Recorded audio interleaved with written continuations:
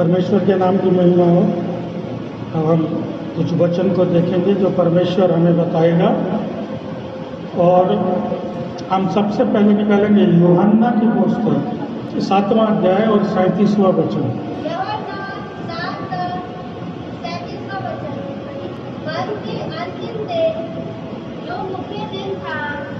यीशु खड़ा हुआ और पुकार कर कहने लगा, यदि कोई प्यासा हो तो मेरे पास आए और पिए। यूहन्ना 7:37 कहता है, पर्व के अंतिम दिन जो मुख्य दिन था, यीशु खड़ा हुआ और पुकार कर कहने लगा, यदि कोई प्यासा हो तो मेरे पास आए और पिए।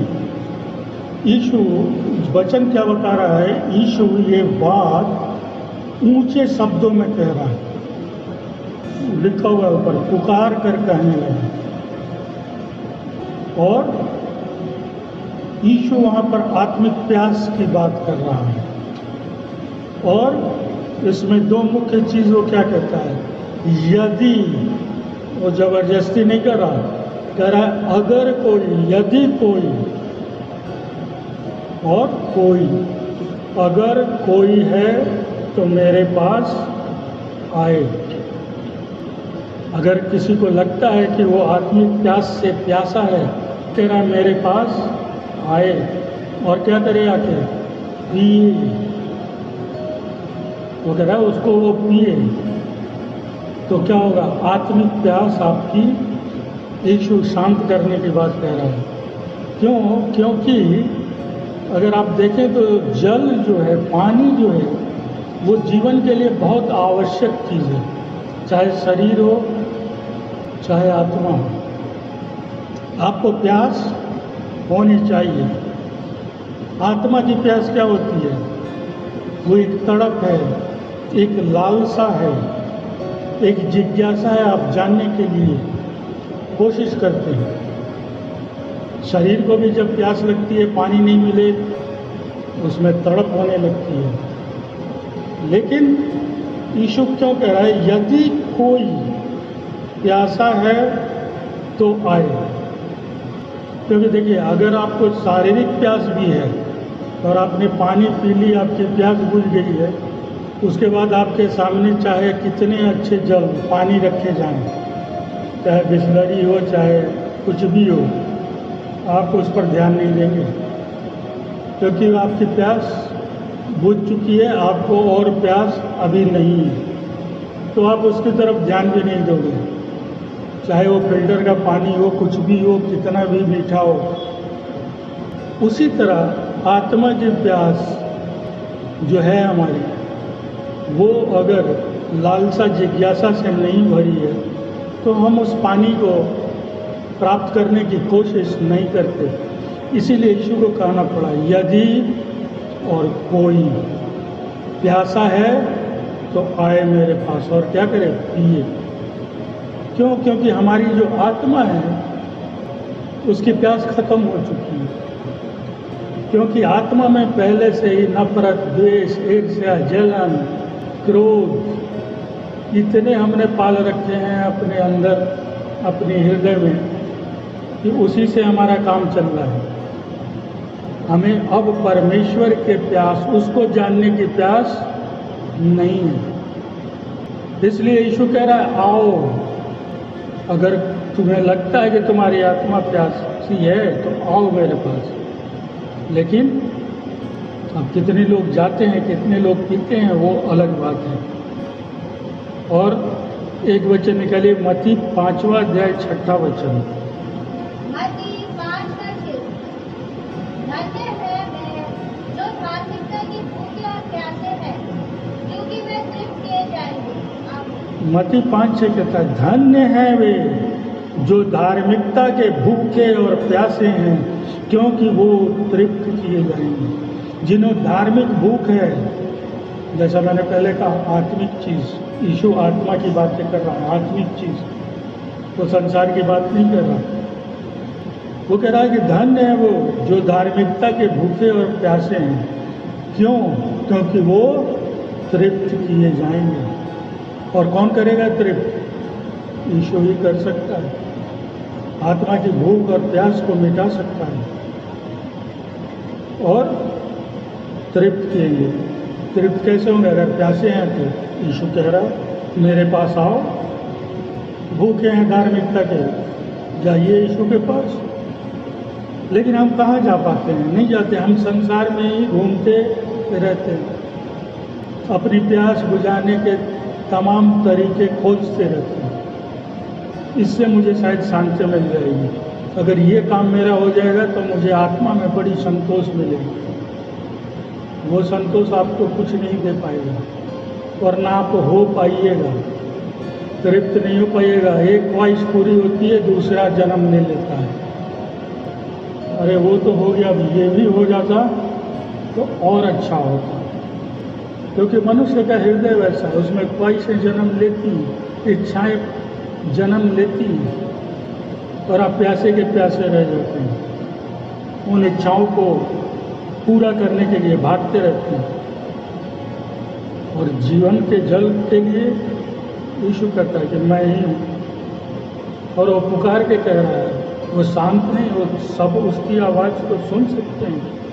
वो कह रहा है आओ मेरे पास, मैं तुम्हें तृप्त करूँगा। लेकिन क्या है, हम प्यास को समझ ही नहीं पा रहे। हम नहीं समझ पा रहे कि प्यास क्या है, किस चीज़ की है। उसकी आवाज़ नहीं सुन रहे, उस जल को प्राप्त करने की कोशिश नहीं कर रहे। और इसीलिए आजकल लोगों के अंदर एक खालीपन है। आदमी अंदर से कहता है मेरा सब कुछ है, लेकिन अंदर से ठीक नहीं। एक खाली खाली लगता है। क्यों लगता है? क्योंकि अभी आपकी आत्मा प्यासी की प्यासी है। तो कहाँ खालीपन तो लगेगा ही। लोग अलग अलग शब्दों में कहते हैं मेरे जीवन में संतुष्टि नहीं है, बेचैन रहता हूँ, सब कुछ है फिर भी बेचैनी है, शांति नहीं है जीवन में, सब कुछ प्राप्त किया लेकिन संतुष्ट नहीं हूँ। क्यों? जब आपने उसकी खोजबीन की, संसार में हाथ पैर मारे कि ये चीज़ मुझे मिल गई, तो आप संतुष्ट क्यों नहीं हैं? आपको तो होना चाहिए, लेकिन आप नहीं हैं। क्यों? क्योंकि आत्मा उन सब चीज़ों से तृप्त नहीं होती। आत्मिक भूख, आत्मिक प्यास के लिए कुछ और चाहिए। उसके लिए आपके अंदर धार्मिकता चाहिए, आपको सहारा चाहिए अपने परमेश्वर का, तभी वो शांत होगी, संतुष्ट होगी। लेकिन हम इस चीज़ को नहीं समझ पा रहे अभी, इसलिए हम अपनी मनमानी कर रहे हैं। एक निकालिए जरा समुपदेशक, उसका 12वां अध्याय 13वां वचन। समुपदेशक 12:13। जब सब कुछ सुन लिया गया, निष्कर्ष यह है परमेश्वर का भय मान और उसकी आज्ञा का पालन कर, क्योंकि प्रत्येक मनुष्य का कर्तव्य यही है। क्या कहता है? जब सब कुछ सुन लिया गया, निष्कर्ष ये है परमेश्वर का भय मान और उसकी आज्ञाओं का पालन कर, क्योंकि प्रत्येक मनुष्य का कर्तव्य यही है। यार आपने बहुत सुना, सब कुछ सुन लिया, लेकिन न परमेश्वर का भय मान रहे हो, ना ही उसकी आज्ञा का पालन कर रहे हो। इसलिए तुम्हारे अंदर खालीपन आज भी है, संतुष्टि नहीं है आपके जीवन में, सब कुछ प्राप्त करके भी, क्योंकि वो सब चीज़ क्षणिक है। लेकिन यीशु कहता है कोई प्यासा हो तो आए। तो इसका मतलब वो ऐसी प्यास को बुझाएगा, आपके आत्मिक प्यास को, कि आप तृप्त हो जाओगे। फिर कहोगे हाँ जीवन शांत है, संतुष्ट है। लेकिन उसके लिए आपको प्यासा होना पड़ेगा, क्योंकि जब तक आप प्यासे नहीं, आप अपनी प्यास बुझाने की कोशिश नहीं करेंगे। हम नहीं करते। अगर पानी पिया हुआ है, हम शरीर की प्यास को भी नहीं बुझाते। और वही जब प्यास लग जाए तो पानी की बूंद खोजने लगते हैं, कहीं से कोई भी पानी मिल जाए। बिसलरी और आरओ का और फिल्टर तो छोड़िए, नल का भी मिल जाए तो पी लूँगा। ये आपकी आत्मा भी ऐसी प्यासी होनी चाहिए। उसके वचन की भूखी। वही कह रहा जब सब कुछ सुन लिया गया, हाँ मैंने वचन दिया तुमको, सब कुछ किया, तुमने सुना, और अब क्या करते हो?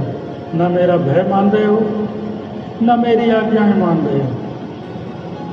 लेकिन आगे क्या कहता है? क्योंकि प्रत्येक मनुष्य का कर्तव्य यही है, इसी के लिए आप और हम बुलाए गए हैं कि हम उसका पालन करें। लेकिन हम नहीं कर पा रहे क्योंकि हम कहीं और हैं। आगे क्या कहता है यीशु जल के बारे में? यूहन्ना 4:13 निकालिए। यूहन्ना 4:13। यीशु ने उत्तर देते हुए उनसे कहा, प्रत्येक जो इस जल में से पीता है वह फिर प्यासा होगा। आमीन। यूहन्ना 4:13 कहता है, यीशु ने उत्तर देते हुए उनसे कहा, प्रत्येक जो इस जल में से पीता है वह फिर प्यासा होगा। किसकी बात कर रहा है वो? सांसारिक प्यास, शारीरिक प्यास। कह रहा तुमको फिर प्यास लग जाएगी, क्योंकि वो थोड़ी देर के लिए।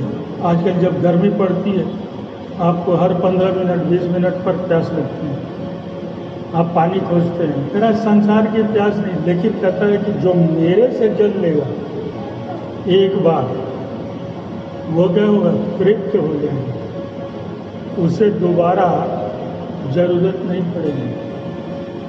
दोबारा ज़रूरत नहीं पड़ेगी इसका मतलब मैं ये नहीं कह रहा कि उसके बाद आप वचन छोड़ दीजिए और सुनना और पढ़ना और परमेश्वर के भवन में जाना छोड़ दीजिए। कह रहा आत्मा में शांति मिलेगी, क्योंकि जब तक आपके अंदर प्यास नहीं बनी रहेगी आप वचन को समझने का प्रयास ही नहीं करेंगे। आपकी कोई इच्छा नहीं होगी कि मैं परमेश्वर को और जानूं और जानूं और जानूं। इसलिए परमेश्वर कहता है कि वो तृप्त किए जाएंगे, उनकी प्यास मैं बुझाऊंगा, उनकी आत्मा की प्यास मैं बुझाऊंगा। लेकिन हम गलत जगह पे हैं, हम परमेश्वर की बातों को नहीं समझ पा रहे कि वो क्या कहना चाहता है, क्या बताना चाहता है। बहुत से लोग सीधा मतलब निकालते हैं। यीशु कह रहा है कोई प्यासा है तो मेरे पास आओ, वो पानी देगा। जैसे भोजन 5000 को कराया था मछली और रोटी से, तो समझते हैं वही पानी भी देगा। वो आत्मिक बातें कर रहा है, क्योंकि हमारी आत्मा कमज़ोर होती जा रही है, क्योंकि उसके अंदर वो सब चीज़ें खत्म हो रही हैं। वो प्यास, वो तड़प, जानने की इच्छा। जब तक आपके अंदर परमेश्वर को जानने की इच्छा नहीं होगी, आप कभी प्रयास ही नहीं करेंगे। क्योंकि हम जो चीज़ को देखते हैं उस पर परमेश्वर आपको संदेश दे चुका है, उसको आप ज़्यादा मतलब देते हैं कि मैंने इसको देखा है। लेकिन जो चीज़ आपने देखकर भी आप नहीं देख पा रहे, वो परमेश्वर का जो आपके ऊपर अनुग्रह है। बहुत से लोग बैठ कर सोचने लगते हैं परमेश्वर ने आखिर मेरे जीवन में कितना काम किया, आज गिनता हूँ। गिनने की कोशिश मत करिए। परमेश्वर ने जितना किया, अगर वो आप तौलने पर उतरेंगे आपके तराजू टूट जाएंगे, आप उसे नहीं तौल पाएंगे क्या किया। लेकिन हम ध्यान ही नहीं देते कि यीशु ने मेरे जीवन में क्या किया।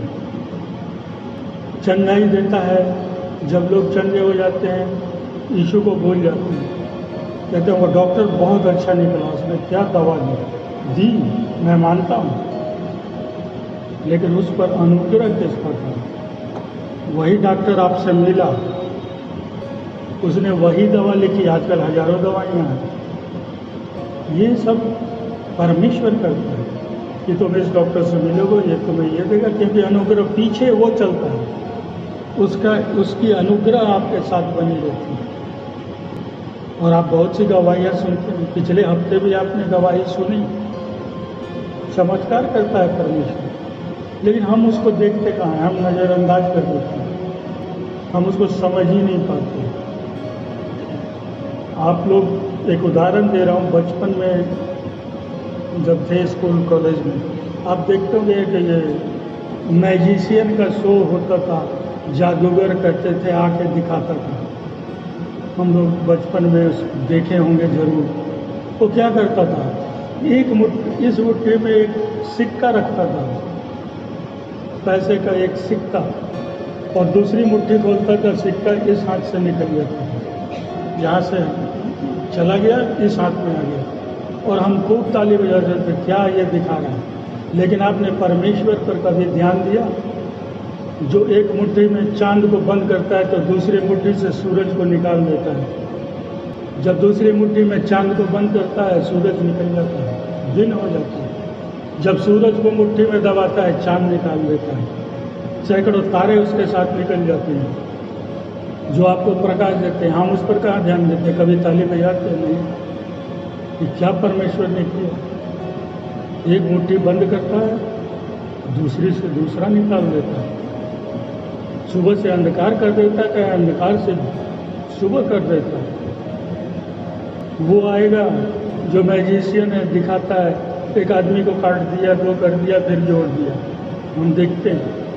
आपने कभी सोचा यीशु ने कुछ नहीं किया वैसा जादू? सिर्फ लाजर की कब्र पर गया, केवल आवाज़ दी, लाजर कब्र से बाहर आ, मरे हुए को जिंदा करके बाहर निकाल दिया लाजर को। उसने हमारा ध्यान कहाँ उस पर जाता? हमारा तो उस मैजिशियन पे कि यार एक आदमी को काटा फिर जोड़ दिया। वो सब आपकी नज़रों का धोखा है।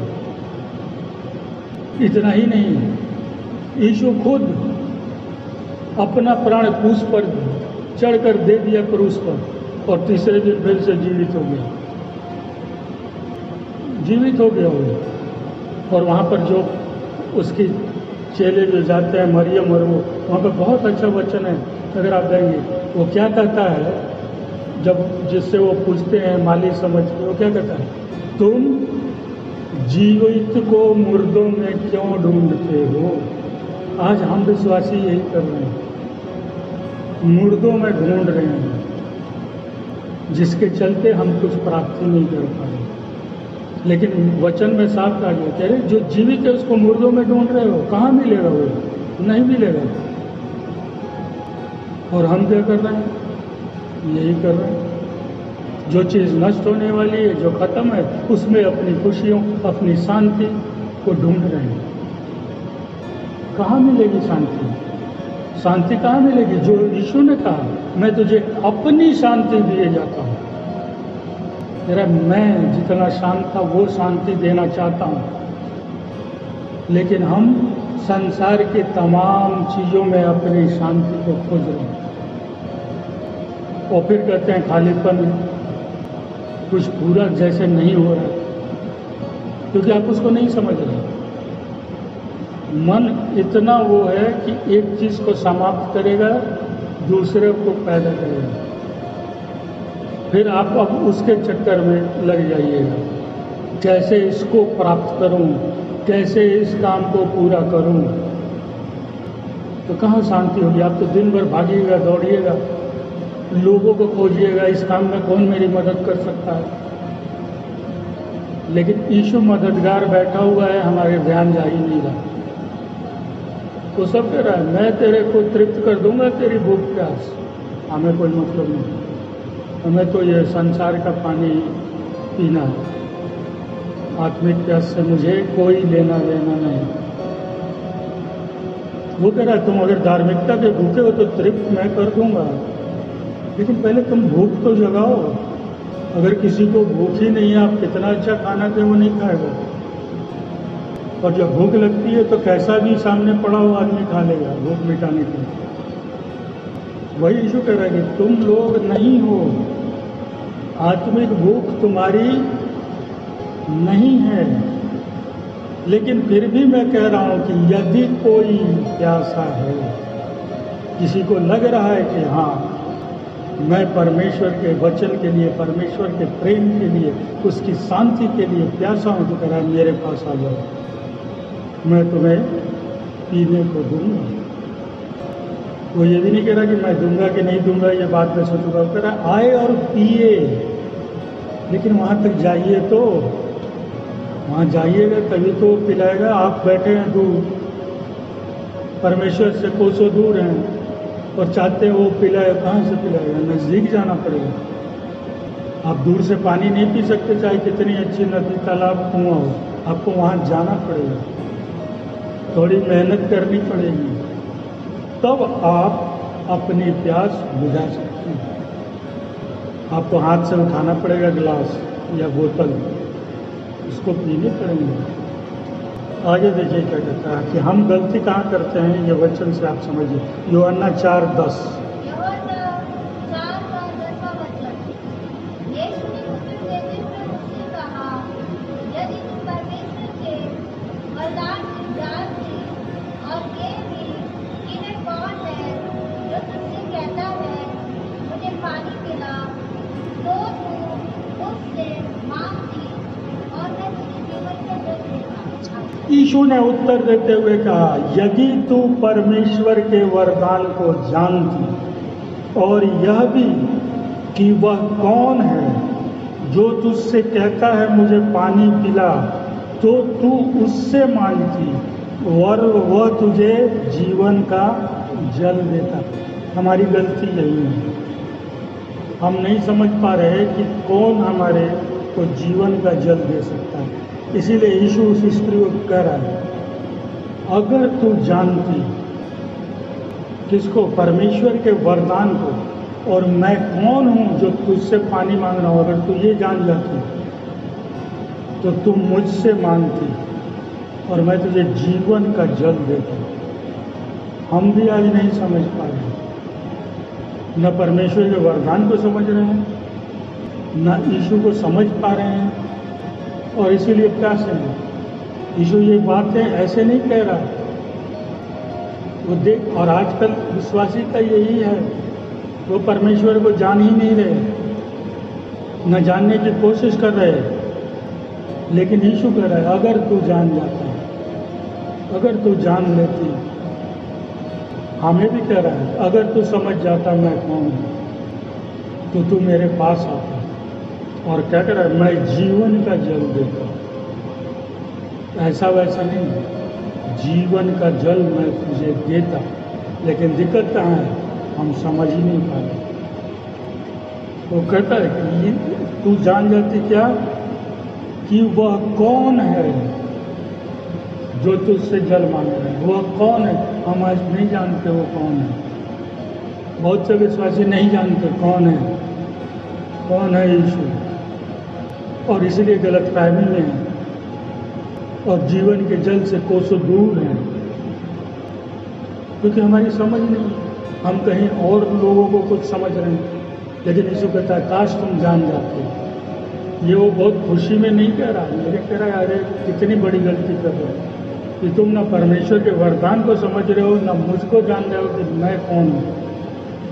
नहीं तो उल्टा तुम मांगते कि प्रभु मुझे जल दे, और मैं तुझे जल नहीं, जीवन का जल देता। एक ऐसा जल पिला देता कि तुम्हारी आत्मा हरदम परमेश्वर के साथ होती, अनंत जीवन को पाती। लेकिन परेशानी है कि तुम न मुझे जान रहे हो, न वरदान। मैं कहा ना, परमेश्वर के ने हमारे जीवन में क्या किया, हम इस पर ध्यान ही नहीं देते। क्या क्या चमत्कार कर दिया उसने, कितने लोगों को क्या क्या किया परमेश्वर ने। हमारे आपके जीवन में भी बहुत कुछ किया है, लेकिन हम उस पर नहीं सोचते, वो अलग बात है। और तब आगे पढ़िए यूहन्ना 4:11।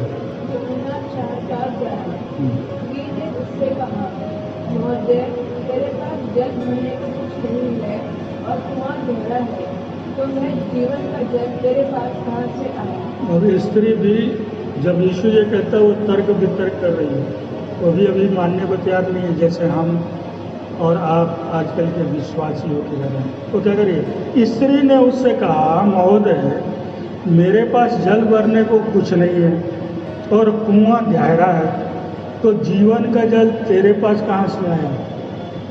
हम भी आज यही सवाल करते हैं, प्रभु तू कहाँ से देगा।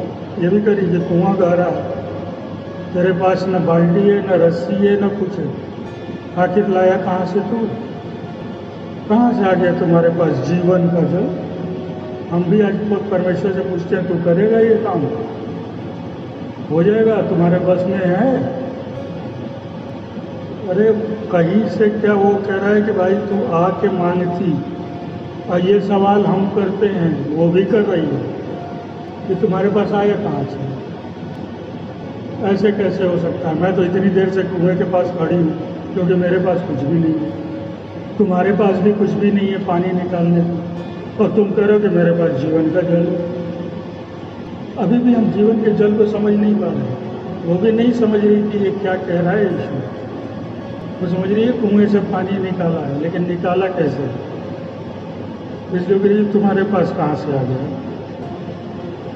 आज सारे बहुत से विश्वासी इसीलिए भटक गए हैं क्योंकि उनको परमेश्वर में भरोसा ही नहीं कि ये कर सकते हैं कि नहीं कर सकते। आज हम सवाल करते हैं, है तुम्हारे पास जीवन का जल कि समाप्त हो गया? ये काम हो जाएगा मेरा कि नहीं कर पाओगे तो दूसरे को देखो। क्यों? क्योंकि हम परमेश्वर को नहीं जान पाए। हम जब हर जगह से थक जाते हैं, निराश हो जाते हैं, तब परमेश्वर याद आता है। परमेश्वर क्या है? हमारे लिए अंतिम सहारा होता है। आजकल यही हो रहा है। शुरू में लोग परमेश्वर को भूल के अपनी कोशिश करते हैं, और जब एकदम हर जगह से निराश हो गए तब परमेश्वर की याद आती है। वो उसे अंतिम सहारा मानते हैं कि अब लगता है कि परमेश्वर के पास जाऊं, वहाँ भी देखूं। लेकिन परमेश्वर आपके जीवन में अंतिम सहारा नहीं, पहला सहारा होना चाहिए। प्रथम, सबसे पहले कुछ भी करने के लिए से पहले आप परमेश्वर को करें। लेकिन हम तो उसको अंतिम में रखते हैं कि जब सब कुछ खत्म हो जाएगा, अब कोई आशा नहीं बचेगी, तब परमेश्वर तो है ही। हम उसे अपना आखिरी सहारा बना के रखते हैं, जबकि वो मेरा पहला भरोसा होना चाहिए। लेकिन हम लास्ट में उस पर भरोसा करेंगे, इसलिए हमारा जीवन लड़खड़ाता है।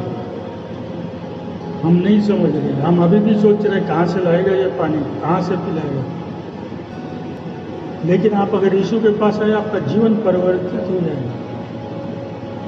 लेकिन अगर आप किसी और के चक्कर लगा रहे हैं तो वो आपके ऊपर है, आप समझिए। क्योंकि वो इतना ही नहीं करता, वो अगर आप उसके पास गए, उसने आपके जीवन को बदल देता है। बहुत लोग इस बात पर ध्यान नहीं देते, लेकिन परमेश्वर आपके जीवन को बदल देगा। आइए एक वचन जरा निकालिए, यूहन्ना 8:12। यीशु ने फिर लोगों से कहा, जगत की ज्योति मैं हूँ, जो मेरे पीछे मुड़ेगा वह अंधकार में न चलेगा, पर जीवन की ज्योति पाएगा। क्या कहता है? वहाँ कहता है जीवन का जल दूंगा। यहाँ पर यीशु क्या कर रहा है? यीशु ने कहा लोगों से, क्या कहा? जगत की ज्योति मैं हूँ, जो मेरे पीछे चलेगा वो अंधकार में नहीं बल्कि जीवन की ज्योति पाएगा। आपको वहाँ मैं जीवन का जल दूंगा, यहाँ ज्योति मैं हूँ जगत की, आपको जीवन की ज्योति दूंगा जो कभी नहीं बुझेगी। लेकिन क्या कर रहा है? जो मेरे पीछे आ जाओ। अगर चाहते हो वो ज्योति प्राप्त करना, वहाँ पर कहता है मेरे से मांगो, मैं जीवन का जल दूंगा। यहाँ कहता है मेरे पीछे चलो। क्यों? क्योंकि जगत की ज्योति मैं हूँ। आपका जीवन अंधकार में नहीं होगा। आज क्यों लोग कहते हैं कि मेरा जीवन बड़ा अंधेरे में डूबा है? इसीलिए डूबा है। यीशु कहता है मेरे पीछे चलो और मैं तुझे जीवन की ज्योति दे दूँगा। हम पाना नहीं चाहते, लेकिन जब उसके पीछे चलते हैं, जीवन की ज्योति पाते हैं, हमारे जीवन को वो परिवर्तित करता है। मत्ती 5:14 को पढ़िए, परिवर्तन कैसे होता है देख लीजिए, ये बाइबल बताती है। मत्ती 5:14 वचन, तुम जगत की ज्योति हो, पर्वत पर बसा हुआ नगर छिप नहीं सकता। अब क्या हुआ? उसने यीशु ऊपर क्या कहता है? मैं जगत की ज्योति हूँ। मेरे पीछे आओ। जब आप उसके पीछे चलते हैं तो क्या परिवर्तन हो गया? अब यीशु क्या कर रहा है? तुम जगत की ज्योति हो। आपके जीवन को बदल दिया। कह रहा है मैं जगत की ज्योति था, लेकिन तू मेरे पीछे चला, तूने वो ज्योति मुझसे पाई, तो अब क्या है? अब तुम जगत की ज्योति हो। आपका जीवन परिवर्तित कर दिया। पहले आप अंधकार में थे, अब यीशु स्वयं कह रहा है तुम हो यार जगत की ज्योति। अब तुम अंधेरा इस संसार का दूर करो, जो लोग अंधेरे में डूबे हैं। और परिवर्तन क्यों आया? मैं यीशु के पीछे चला, मैंने वो ज्योति प्राप्त करने की कोशिश की, जो वो कहता है कि मैं तुझे जीवन की ज्योति दूंगा। आपने पा लिया। यीशु तुरंत कहता है अब तुम जगत की ज्योति हो। 1 मिनट में आपका जीवन बदल दिया उसने। अब आपको जगत की ज्योति बना दिया और स्वयं कहता है तुम जगत की ज्योति हो। अगर आप जगत की ज्योति बनना चाहते हैं, लोगों के जीवन से अंधेरा मिटाना चाहते हैं, तो पहले आपको उस ज्योति के पीछे चलना होगा और आप उसको जीवन की ज्योति प्राप्त करनी होगी। और तब आपका परमेश्वर कहेगा अरे अब तो तुम जगत की ज्योति। इसीलिए तो मैंने तुम्हें चुना है, इसीलिए तो मैंने तुम्हें बुलाया कि अब तुम अंधकार को दूर करो। जिसके जीवन में निराशा है उसको हटाओ, वो तमाम निराशा के बादल को छाट दो कि वो देखें कि वो क्या चीज़ है। लेकिन हमने ही ज्योति नहीं प्राप्त की तो जगत की ज्योति क्या बने हम? क्योंकि अभी तो हम ही कोसों दूर हैं, तो फिर कौन सी जगत की ज्योति में बन गया? किसी के जीवन से क्या अंधेरा मिटा हुआ जब मेरा जीवन खुद अंधकार में है? जब मैं खुद अंधेरे में हूँ, उजाले की दूर दूर तक उम्मीद नहीं दिख रही, तो दूसरे का अंधेरा मैं क्या मिटाऊंगा? वो मिटा भी नहीं पाऊंगा। लेकिन यीशु कहता है चलो ना मेरे पीछे, बस कुछ करना नहीं, चलो। पीछे चलने का मतलब क्या है? उसकी आज्ञाएं मानना, उसके वचन को समझना, उस पर विश्वास करना, उस पर भरोसा रखना। कभी आपके मन में शंका ना हो कि प्रभु कर देगा क्या। तो ये पास्टर जॉर्ज ने पिछली बार पढ़ाया था याकूब कि जो ऐसा सोचता है वो कुछ भी प्राप्त नहीं कर पाएगा, जिसके मन में शंका है। अगर आपके मन में शंका है कि प्रभु करेगा कि नहीं करेगा, तो नहीं होगा आपके जीवन में। लेकिन आपने एक बार निश्चय कर लिया कि ये प्रभु करेगा मेरे लिए, वो करके दिखा देगा, वो चमत्कार कर देगा। जिससे लोग घबरा जाते हैं कि ये हो गया, वो हो गया, ऐसी बीमारी हो गई, ऐसी तकलीफ हो गई, उसको भी वो मिनटों में, उसके लिए क्षण भर का काम है ये। जैसा मैंने आपको बताया, एक मुट्ठी खोलेगा, चंगाई आप तक बरस जाएगी, आप चंगे हो जाएंगे। दूसरी मुट्ठी खोलेगा, शांति आप पर आ जाएगी, उसकी तमाम आशीषें आप पर आ जाएंगी। लेकिन आप तो वो जादूगर के सभा में बैठ के ताली बजाने वालों में से हैं, तो कहाँ से परमेश्वर करेगा? परमेश्वर तो तभी करेगा जब आप उस पर विश्वास करें। यस, मेरा परमेश्वर, प्रार्थना में हम कहते हैं सर्व सामर्थ्य परमेश्वर, लेकिन खुद मन में शंका है कि है भी कि नहीं ये सर्व सामर्थ्य। बोलने को तो प्रार्थना में बोलता हूँ सर्व सामर्थ्य परमेश्वर, लेकिन क्या मेरे काम को करने का सामर्थ्य है इसमें? अरे नहीं, आप खुद कर लो, आखिरी में पहुँचोगे वहीं। पहला भरोसा नहीं बनाया तो अंतिम में तो आओगे। तो बहुत से लोग आए भी, जब हर जगह हाथ पैर मार लिए और धोखा खा चुके संसार से, तो फिर प्रार्थना की जरूरत पड़ गई जीवन में। हम वही काम क्यों करें कि मुझे भी लास्ट में, मैं पहले रखूंगा परमेश्वर को। प्रभु ये काम है, तू कर। अब किसके थ्रू कराएगा, किसके द्वारा कराएगा, कैसे कराएगा? परमेश्वर इसका सॉल्यूशन तेरे पास है, तू करेगा। हाँ, मुझे बताता चल मैं क्या करूँ, मुझे रास्ता दिखाता चल, मैं उस पर चलूँगा, काम हो जाए। लेकिन हम अपना रास्ता खुद तलाशने लगते हैं। इधर से चल के उधर पहुंच जाएंगे तो ये काम हो नहीं हो पाता। इसलिए परमेश्वर पर अपना भरोसा अटूट रखें। अपने मन को परमेश्वर को जानने के लिए एक तड़प होनी चाहिए, एक इच्छा होनी चाहिए, एक लालसा होनी चाहिए। उसके वचनों को समझने के लिए हमें प्रयास करना चाहिए कि प्रभु वचन में क्या कहता है। हम वचन बहुत पढ़े, लेकिन परमेश्वर आज जो वचन दे रहे हो कुछ अलग तरीके से समझा रहे हैं। हम ये सब सवाल ना करें कि तेरे पास पानी कहाँ से आ गया प्रभु, कहाँ से ले आए तुम। मैं तो इतनी देर से खड़ा हूँ, कुएं के पास एक बूंद न भर सका क्योंकि मेरे पास कुछ नहीं। परमेश्वर जहाँ खड़ा है वहीं से नदी निकाल देगा, ये ध्यान रखिएगा। उसको कुएं और तालाब की जरूरत नहीं है। जहाँ परमेश्वर खड़ा हो गया जीवन की नदी वहाँ ही से निकल जाएगी। आपको कोई जरूरत है आपको प्रार्थना करनी। आप क्या करें, अपने घुटने को टेक दें। जानते हैं जब विश्वासी इस धरती पर अपने घुटने टेक देता है तो स्वर्ग राज्य में परमेश्वर अपने सिंहासन से खड़ा हो जाता है।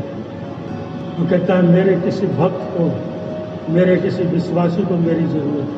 आप घुटना टेकेंगे, परमेश्वर वहाँ सिंहासन छोड़ कर खड़ा हो जाता है मदद के लिए और मदद पहुँचा देता है। लेकिन हम चाहें तब, क्योंकि इसीलिए ईश्वर ने पहले ही बोल दिया यदि कोई, तब मेरे पास आना।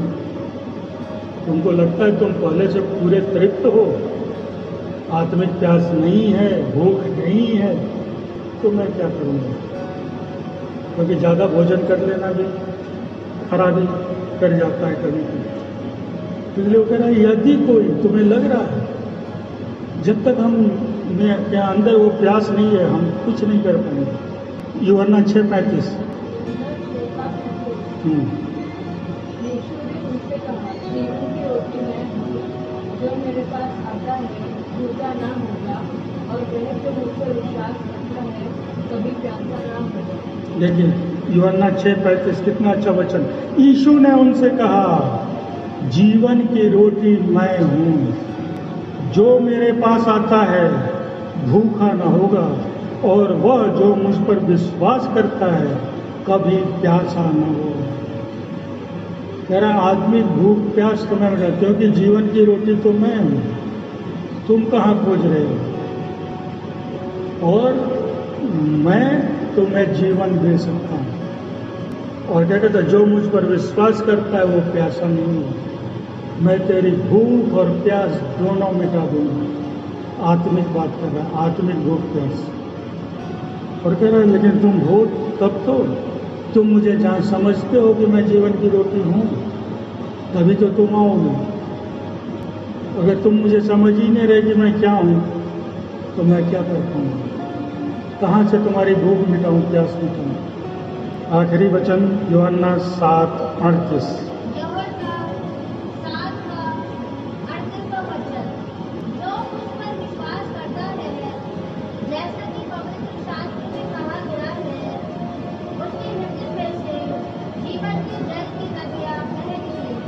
सीधा यीशु का वचन क्या कहता है, जो मुझ पर विश्वास करता है, जैसा कि पवित्र शास्त्र में कहा गया है, उसके हृदय से जीवन जल की नदी बह निकलेगी।